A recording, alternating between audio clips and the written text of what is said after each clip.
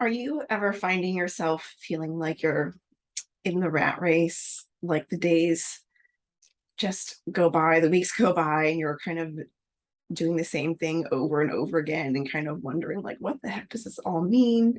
What's the point?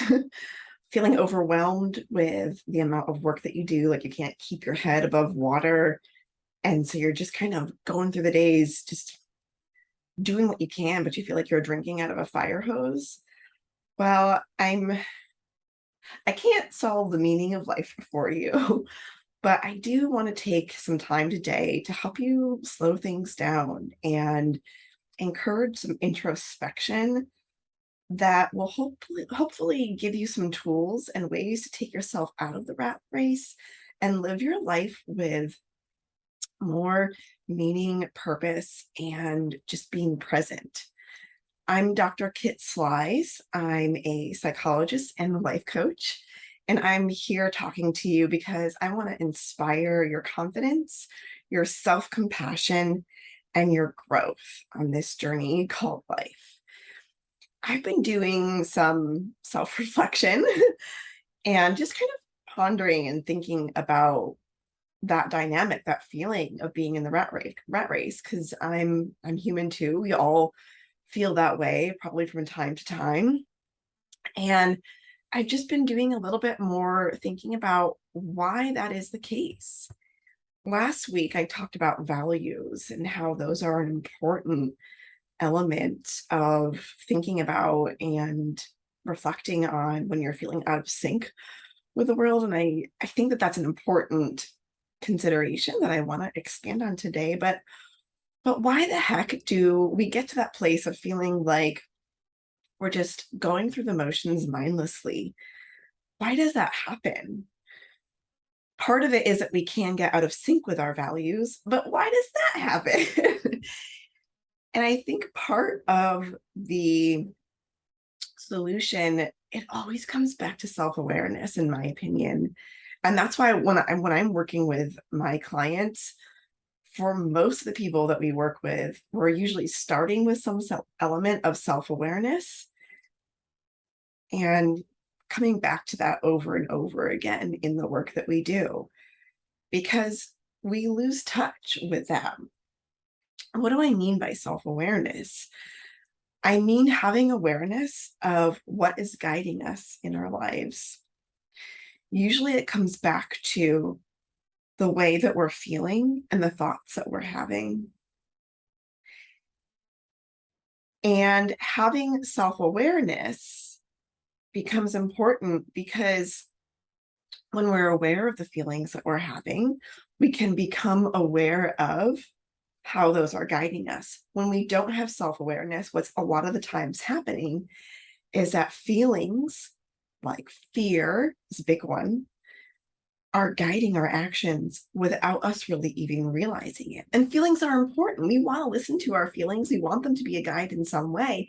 But when we're not aware that we're having the experience, to use the example of fear, um, and then letting that guide us, we are acting mindlessly. I think a really good way to illustrate this that a lot of us experience, especially with social media, is fear that comes out of self comparison, social comparison, right? It is totally normal to compare ourselves to other people and to have the feeling, oh my gosh, I am not doing things like you know Peggy Sue over there. She's got it so much better than I do. Oh my gosh, if I don't change something in my life, then I'm not going to be okay because she looks okay and I'm suddenly not okay now, right? Or fear comes up for my overachievers out there. It's like I've got to do. I've got to make it in the workplace. A lot of the folks that I work with are in some kind of service helping profession, high achieving professionals. So doctors, lawyers, therapists, people who are providing a service to the public that helps people in some way. And it's easy because those careers also come with a lot of responsibility, there's a lot of social comparison that goes on in those careers and a lot of desire to drive ahead with a lot of feeling like I've got to be working my hardest, not only to serve my client, but also to like keep up with the Joneses around me, like my colleagues, right? So there's a lot of social comparison and drive that goes on there. And so what can happen is that we get driven by fear. It's a pretty common one there. And we don't even realize that's happening to us. We get into that profession or whatever that is because of a value. Maybe we value helping other people. Maybe we value feeling good by helping other people. Shoot, maybe we're valuing money in those moments, and that's fine. It doesn't mean that we're not enjoying the work helping other people. Maybe we value something about money, stability, security. Maybe we're trying to support a family and we value family, right? And so we get into these places because of a value, but we get overtaken and lost to an emotion or our emotions in general. When we have self-awareness about our values and about emotions and thoughts that drive our actions,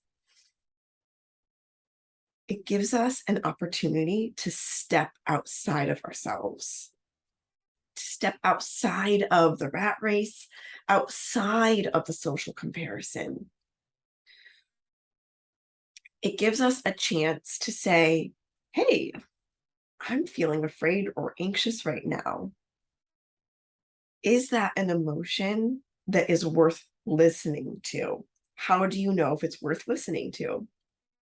Well, if you listen to that emotion and act on that emotion in a way that aligns with, that reduces that emotion or makes us feel better or good or whatever that is, does that behavior bring us closer to a value, or does it drive us away from the value? Do you see how having self-awareness about what our values are, what our thoughts are, and what our emotions is necessary in order to evaluate that whole situation? Now, what I don't want you to do with this self-awareness or this information is to judge yourself because you're not doing things that are aligned with your values, or you're feeling like your emotions want to take you away from your values. Self-judgment, I can almost guarantee you, is not going to help you align more with your values. What you do with that self-awareness is just be a non-judgmental observer of yourself. Oh, hey, I'm feeling really scared right now. I'm noticing that I'm comparing myself to others and I'm feeling fear about not having enough of something, not enough money, not enough time, not enough, whatever that is, there's fear there. And I'm noticing that it's causing me to hyper focus on making money or helping more people. But in doing that, it's not actually letting me live out my values of maybe family, of feeling connected to my clients, right? It's actually driving me away from those things. Well, let me just acknowledge that and be kind to myself in this moment, have some self-compassion. Hey, I'm just going to be trying to be kind to myself in this moment, and think about, are there ways that I can show up for myself and for the people in my life today that will help me feel more connected to my values?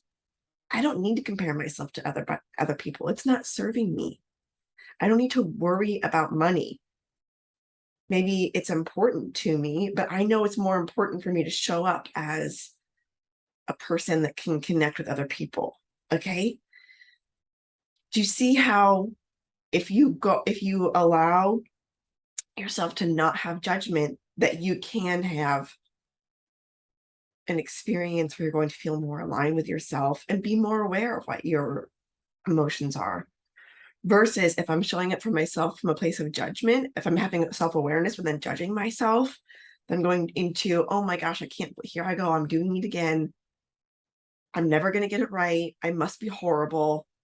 And now I've got a whole slew of other emotions, sadness, depression, and now I'm not able to show up in a way that's aligned with my values either. So do you see how self-awareness is important to be able to make a conscious decision, to have a different thought that's going to lead to a different behavior? But I can do that with self-compassion. And when I have that self-compassion, then I've got confidence in how I'm showing up for myself, and I'm growing because I'm living out my values. I've hit the, the trifecta, all the things that I want to do for you guys when I'm talking to you: the self-compassion, the confidence, and the growth, just by having non-judgmental self-awareness, just by being aware of what my feelings are. So if all you're getting away out of this is to just do some check-ins with yourself and name your emotions, then you have gotten so much out of this. Just start there. Just start by naming the emotion. And if you're going into judgment, having some intentional thoughts that are kind towards yourself. If that's all you get out of this, then you are doing amazing. I'll put some links to some other videos. Last week I talked about values and kind of some ways to identify those. So if you want to think about that a little bit more, and I'll link to another video on self-awareness that might be helpful if you want to think about that a little bit more. But I hope you found some value in this video today, and that I've inspired your self-compassion, your confidence, and your growth. Until next time, take care. Bye for now.